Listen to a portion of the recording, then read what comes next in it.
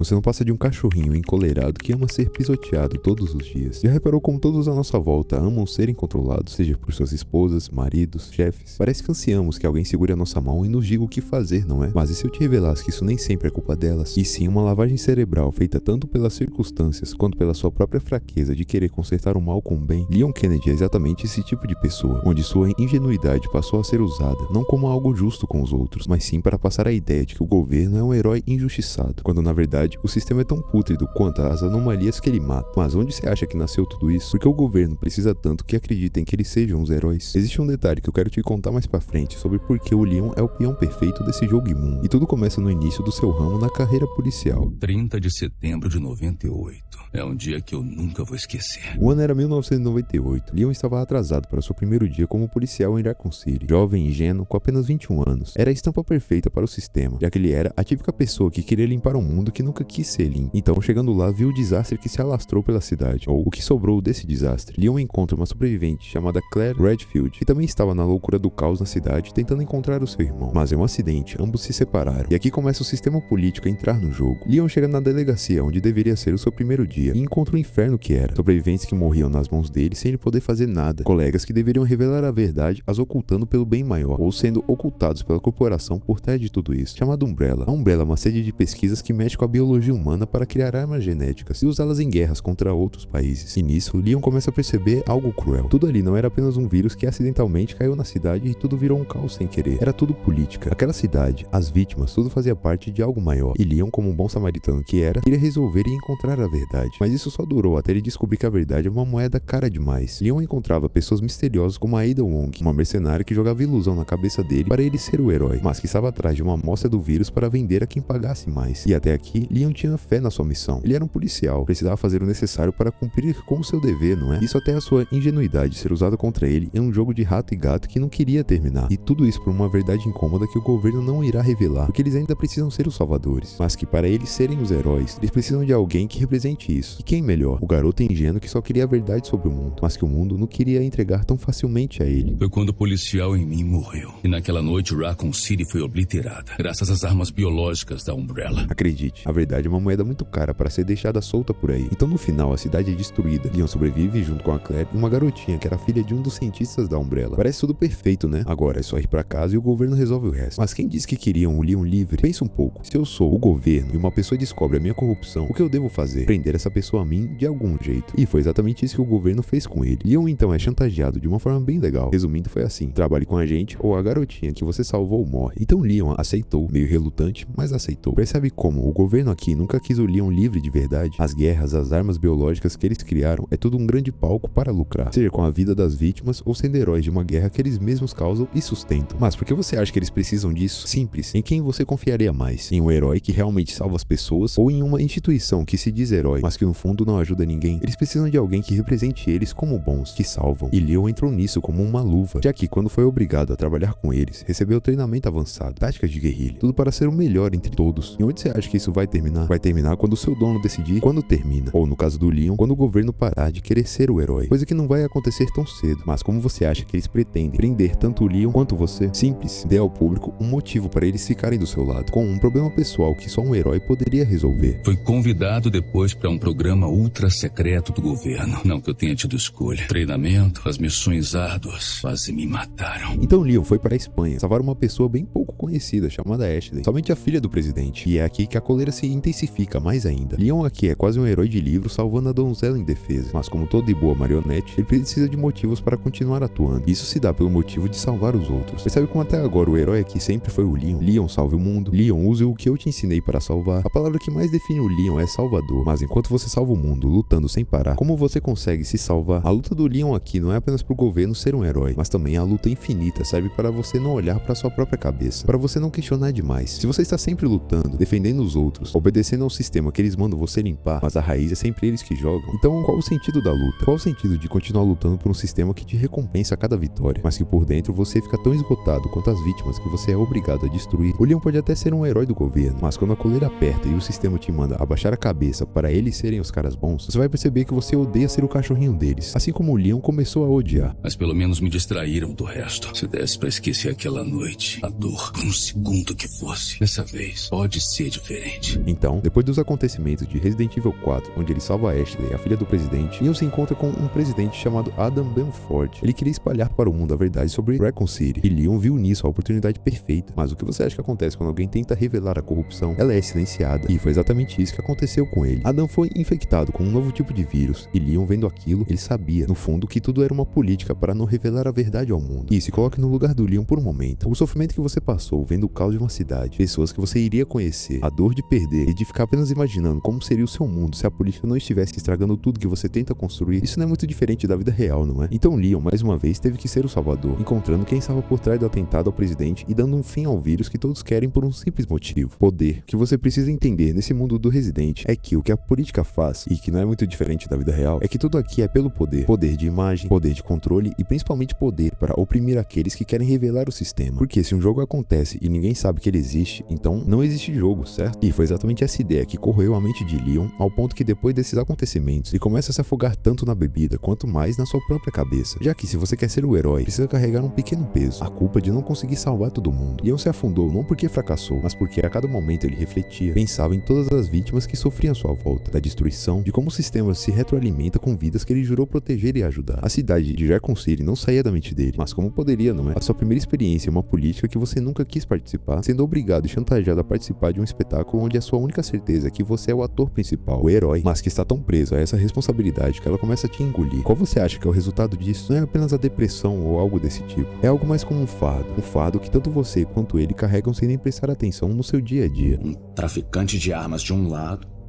e do outro, um governo que joga bombas em casamentos.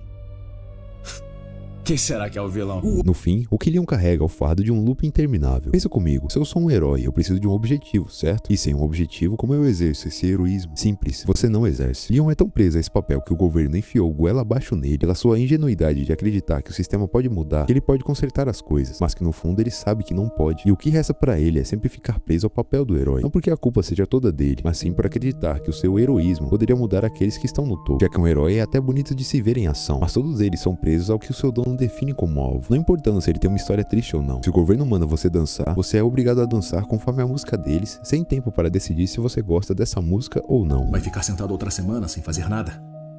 Não faço planos com tanta antecedência. Outra garrafa! Cancela. Quem você quer? Tá bom? O que você quer, Redfield? O que você quer, Leon? Bom, mas e você? Qual a sua opinião sobre o Leon? Acha que ele é como um cachorro que obedece seu dono de forma excepcional? Ou ele é apenas um fraco que não quer sair desse sistema podre? Deixe sua opinião nos comentários. Nesse vídeo aqui eu quis ir pra um lado mais político da coisa, e foi um pedido do Caio Oliveira 2007. Muito obrigado pela sugestão, meu mano. E se vocês quiserem outros personagens, comentem aqui embaixo e eu trago, e vocês aparecem no final de cada vídeo. E se você quer entender como o Soldier Boy também participa dessa política, mas diferente do Leon, ele parece que gosta até demais, precisa ver o que eu disse sobre ele no vídeo ao lado. Te vejo lá.